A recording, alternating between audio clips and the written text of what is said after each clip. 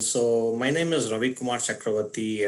I lead the open source stack development at Xilinx. Lately my focus has been more around AI acceleration stacks and automotive solutions, also targeting autonomous driving.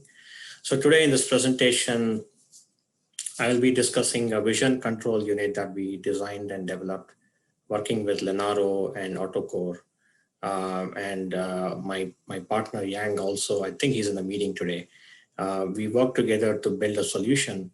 So before we talk about the solution, I just want to give a quick background on why this project started and what is the intent of this project.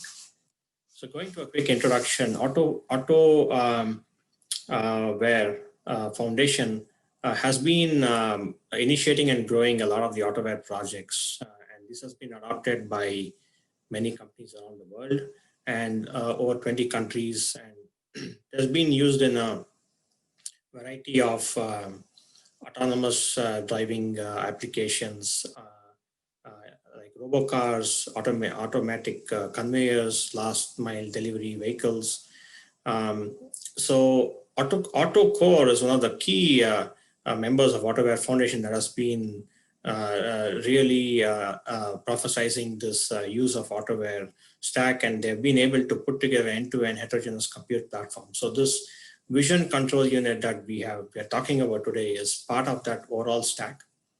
So if you look at the bottom left side, there's a diagram illustrating the components of the autonomous driving stack. So there's a sensing module, there's a computing module, and the actuation module.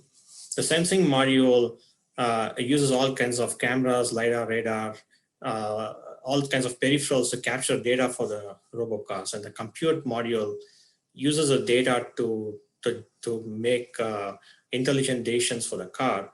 And the actuation module is really trying to maneuver the car based on the decisions generated from the computing module. So the presentation that we are doing is focused around sensing and computing modules that we have designed and developed. So to give you a big picture again, so there is a vision control unit and a perception control unit that is part of the autonomous driving car. The vision control unit uses cameras to make intelligent decisions for the car, and it does all kinds of AI processing and all of that to be able to make those decisions. The perception control unit relies on radar, LiDAR information, and together the data from the two is combined to make intelligent decisions and help maneuver the car. So AutoCore has been one of the first to use 96 boards to drive the mobility platform, also build the first Autoware reference platform and the first open source, design and develop the first open source SLAM algorithms on the platforms.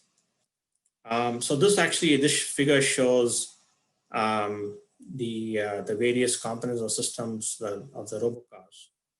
And on the left side is the perception control unit, and the right side is a vision control unit. The perception control unit has connectivity to radar, LiDAR, IMS, GPS sensors. On the right side, the vision control unit is connected to 6 cameras. And the vision and the perception control unit talk to each other over Ethernet. And we'll discuss more in details on how they talk to each other, but essentially the data gets passed between each other and intelligent decisions are made on the car. So the whole setup has three different units of computation. We're calling it P1, P2, P3. The camera capture unit or the vision control unit does CNN processing for the overall car, RoboCars. It does camera perception. The PCU does localization and sensor fusion of the images.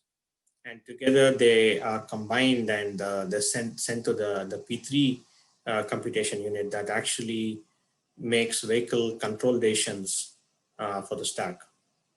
In addition, we also have connectivity here on the simulators that can, so you can essentially develop algorithms on the simulator even before realizing this on the real platform. So the overall solution essentially has PCU, 2 PCUs, and 1 vision control unit. So let's talk about vision control unit. So essentially, vision control unit uses cameras to sense the surrounding of the car and then make intelligent decisions. So before we get to the details, so let's talk about requirements. So the vision control unit supports needs to support 4 side cameras, and the side cameras are essentially needed to get a surround view of the car. And typically, the solutions that they target is, or the application they target is around the self-parking and things like that nature. And 2 front-facing cameras that capture the front view of the car, and they're used for object detection and classification. One of the requirements for us is to use open source stack. And this is predominantly because most of the automotive OEMs, they want, at least for the evaluation stack, they want open source stacks to be used. And for production, they want it to be safety certified. So most of the open source stacks are not really safety compliant. But if you look here, we are pretty much doing all of this on an open source stack. And we are using V4L for capture pipeline. We're using a bunch of peripheral drivers, open source drivers, Yocto, Linux kernel, embedded stack. We also have designed and developed open source AI stack called XTA. We'll talk about it later. And the ROS-V2 middleware stack for communication between the processors, processing subsystems. Performance requirements around 8 to 10 FPS, depending on the applications we are targeting. And like any automotive application, we are required to support the over-the-air update. In addition, we are also required to support update of real runtime parameters for AI training. So vision control unit, essentially the first thing that comes up in the vision control unit is a camera. The camera is actually a sensor. It has an ISP and a serializer. And the captured image is serialized and sent to the vision mezzanine board, the designed and developed by Lenaro. And this board actually deserializes the data and sends it over to the Ultra96 board. And the Ultra96 board actually DMAs the data to different regions of the memory. So we are actually storing this data as DMA buffers. And this will be used in the next stages of the pipeline processing. The solution supports up to 8 cameras. In this picture, we're showing 4 links, but it can support up to 8 cameras. So the image processing pipeline uses the data captured from the DMA buffers, but it needs processing capability to compute to do a lot of computation on this captured image. So if you look at it, and the lowest end here, we have processing backends from Xilinx MPSoCs. So PL is the FPGA fabric that supports compute acceleration. The APUs and RPUs are the A53s and R5s that we have in the Xilinx MPSoC, and the GPUs are the Mali core GPUs. The stack above it is the Linux based stack. We have the V4L2 for capture. We have a heterogeneous scheduler designed and developed as a part of the XTA AI engine stack. And we'll talk about in the next few slides and how the heterogeneous scheduling can actually slice and dice a AI problem and orchestrate it across the different backend cores. The OpenGLES is predominantly used to accelerate the image processing on the GPU. If you look at the application stack, it takes the data from the DMA buffs. And let's say you have 4 cameras, you capture images for the 4 cameras, it does a composition of the image, it downscales the image. And that's because the AI stacks want a certain resolution. And then it normalizes the data and then it processes the backend. So when it processes the backend, it does AIE or the YOLO V3 Lite or the object classification. And the result is it detects or it generates the bounding box for the region of interest. Or let's say if you are interested in detecting a car, it kind of draws a bounding box around it, or it generates the coordinates for the bounding box. And that is passed to the GPU pipeline. The GPU pipeline takes that and over the ROS interface, sends the data to the PCU. The PCU is a perception control unit. It takes the data from VCU and then it uses a sensor fusion data and it makes more intelligent decisions. So XDA is the stack that we had designed for AI engine acceleration. And one of the requirements that we had for doing AI acceleration is to be able to use all the heterogeneous hardware backends of the Xilinx MPSoC. And we are not aware of any stack that can use all the compute capabilities of the MPSoC. And that's one of the reasons why we came up with the stack. But there's one stack that we came across that was close enough to as a starting point, and that was the TVM VTA stack. We extended the stack to support heterogeneous compute. So, and not only heterogeneous compute, but also to be able to support pipelining and parallelism. If I had an AI graph and I want to schedule it across every part of the backend here, like FPGA, A cores, R cores, and the GPU, I need a framework that can splice and dice the graph and schedule it. And that was a key requirement to optimize performance. And I also had to do it in a parallelized fashion. So many of those frameworks, they kind of execute on one core, they send it to the next core. So we really wanted to pipeline it and parallelize it. So we had to extend that capability. We also wanted to make it configurable in the sense that if I didn't want to use like a R core, and if I wanted to use the other 3 cores, I wanted to be the architecture or the framework to give me the knobs to be able to do that, so that I can automatically orchestrate these graphs on these backends. In addition, we also wanted to be able to scale the processors in the sense that if I had a small FPGA like Ultra96 board, I probably instantiate one gem core, but if I had a larger FPGA, I could scale the performance by instantiating multiple gem cores. And for that, we wanted to make it very simple for the user to configure and configure these cores so that the stack automatically can splice the graph and schedule it to various backends. So one other key requirement for this AI framework is to be able to auto-tune.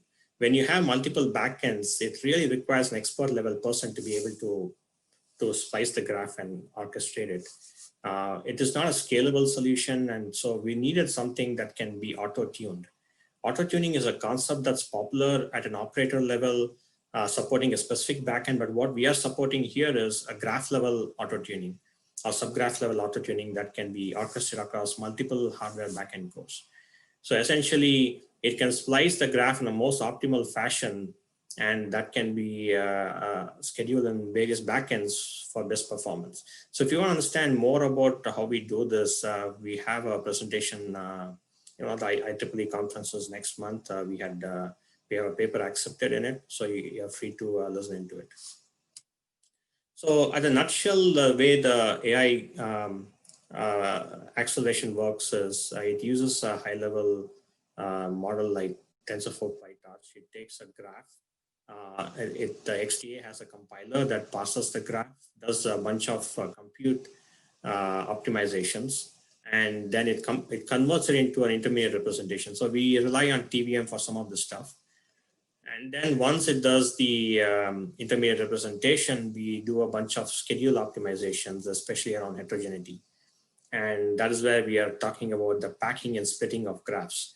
So if you think of a big graph, we really want to splice it into multiple backends so that it can be pipelined and accelerated and parallelized. So here, if you look at it, we are showing examples of FPGA, GPU, and ARM instructions. So the graph is essentially split into 3 different backends, and we are generating binaries for each one of these backends. Now, these backends binaries are then going to be used by a runtime stack, the JIT compiler we talked about earlier, that can execute the graphs. So this example shows how different images can be processed in a pipeline and parallel fashion. So essentially, we break it down into 3 different stages: pre-processing and the processing of image itself, and the post-processing. And if you look at the right side, we're using all the heterogeneous cores. Not only the backends, but all the cores that's available. From the GPUs, the A53s have four cores. We're using all the 4 cores. The FPGA and the R5s have 2 cores. We're using all the cores. And part of the reason we are doing this is we want to kind of load balance it across all the processors to be able to take best advantage of it. And also want to make sure that we're not fully loading any CPU or the processing backend. So we could essentially throw more compute capabilities at it for future. So this is some performance data here. We are trying to get the best performance by trying to split the graph in a very optimal fashion. Obviously, compared to the existing frameworks that actually schedule the processing in a more sequential fashion, doing it in a pipeline parallel process is obviously going to need better performance, and we are seeing very good performance results from this stack. Over-the-air update. So Xilinx has had a flavor of Linux called Better Linux that we have been supporting for many years now. And that stack essentially supports runtime software component updates. That's Better Linux. It's a flavor of Linux that we have been using for some time now. What we are doing is we are piggybacking on top of that infrastructure to be able to support update of board components, update of runtime components, kernels, drivers, even FPGA designs and hardware designs. And in addition to that, we are also trying to support the ability to be able to train, ability to update the training parameters on the fly. So it's actually a key requirement for because as you keep training and getting better optimized parameters, you want to update it on the fly. So this is actually showing a demo of the solution we had put together. The solution actually uses 4 cameras, and each camera is pointing to a certain region which has a car. And the top left is actually a video clip, and the bottom 2 are static images. The right top is actually a non-car image. So this actually captures the image, and we actually run YOLO on each one of these camera images. So you could configure the pipeline many different ways. You could do a surround view of the 4 images and then apply YOLO. In this case, we are applying YOLO on each one of them. We are seeing that the stack is able to scale up to those different requirements. So just to conclude, we had a very good collaboration with Lenovo, AutoCore, and Xilinx to be able to put together this automotive reference platform. Also, I think this is one of the, we have done a very good job, I think, in pulling together open source components. And all the work that we have done, we have upstream some of it, and we are intending to upstream all of it in a phased approach. So that's been a very good collaboration, but there's also been a lot of good collaboration with Autoware Foundation 96 boards, and also the AutoCore Foundation or AutoCore Incorporation on the other parts of the autonomous driving stack, especially on the perception control unit and actuation control logic. This solution actually uses Ultra96 board, which is a really low-end board, low-cost board, and also low-end board, but we are able to see good performance with that low-end FPGAs. And not only that, I believe that we have enough processing capability, especially in the R5 cores. There's enough processing power. We haven't used much of the GPUs as well. And these can be used to extend the capabilities of the stack for other autonomous driving capabilities, like localization and such. So that concludes the presentations. I'm ready to take on any questions.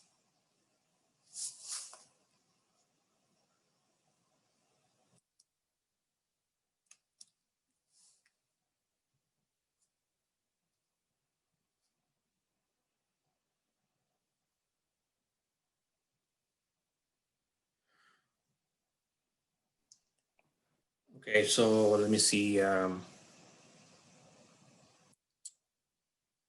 So what are the main differences between the Autoware and Apollo? Apollo, it's driven by Baidu, and Autoware as from Autoware Foundation. Apollo stack, although they claim that it's open source, I don't believe every aspect of that Apollo stack is open source, and Autoware is completely end-to-end open source. Autoware stack targets certain range of applications, more like city driving kind of applications. I hope that answers the question.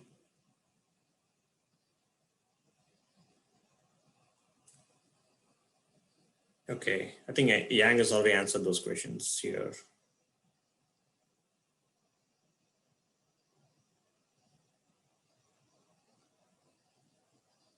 Okay, any other questions?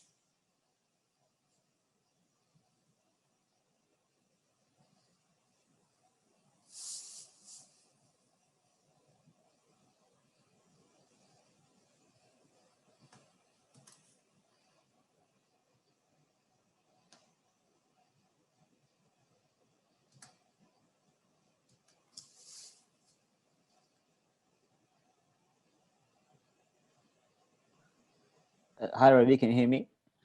Yes, I can hear you. Yeah, I think there's a lot. There's a lot of content that we condensed into a couple of slides. So I think people are going to need time to digest. So just probably question for Christian. So those slides, a version of that will be available on the website, right? Yes, on the SCAD event site, and then as well the resource page. Okay, yeah. So once the review is happy with that, I think that people will have more time to look into, because that, you know, there's a lot of content that actually, you know, jammed into a few slides here. Yeah. Okay. So I see a question regarding XTA. Has it been open source? We have been open sourcing in phases. So there's been upstream actually. Some of there's been some parts of the logic that's already been upstream, but some of the logic related to scheduling and hardware abstraction layers and graph splitting has not yet been upstream. So we will be doing it over time.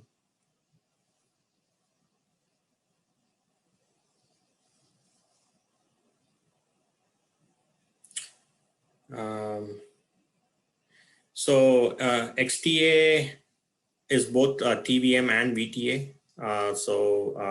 We are hoping to contribute. So we already have contributed some things to a TVM, but we are also hoping to add more. The thing is, the amount of changes that we have made to support heterogeneity is quite a bit, and we'll have to work with the maintainers there to see how we can upstream it.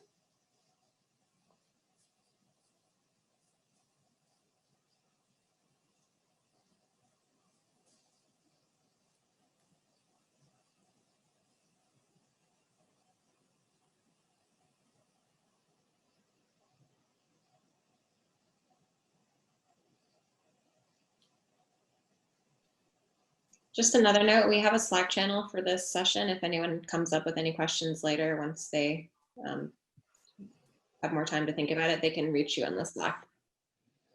Okay, sure.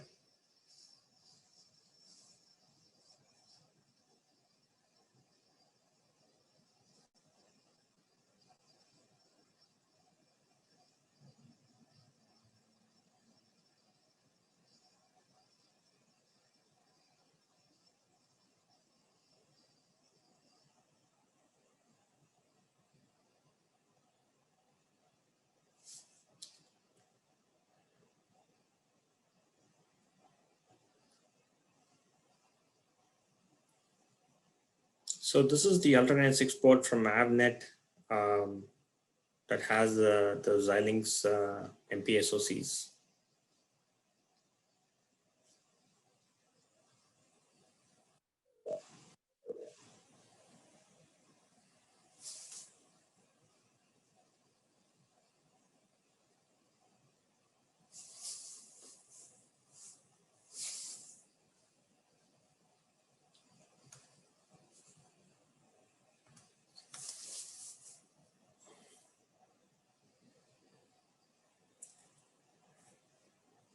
So the cameras that were used were the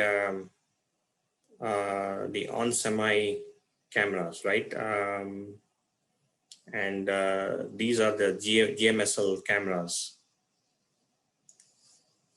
that we're using the setup.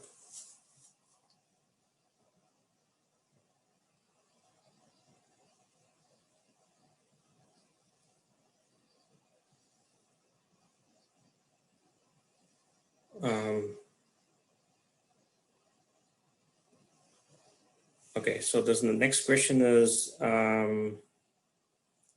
was AI the only use case implemented, or was navigation also implemented? So AI, and then of course, we are also doing image surround vision. We're doing a bunch of scaling and other image processing on the GPU cores.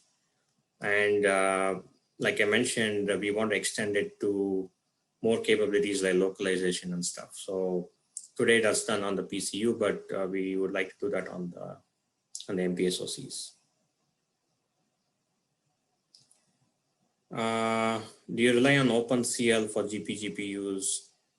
So the Mali is a Mali 400 GPU cores.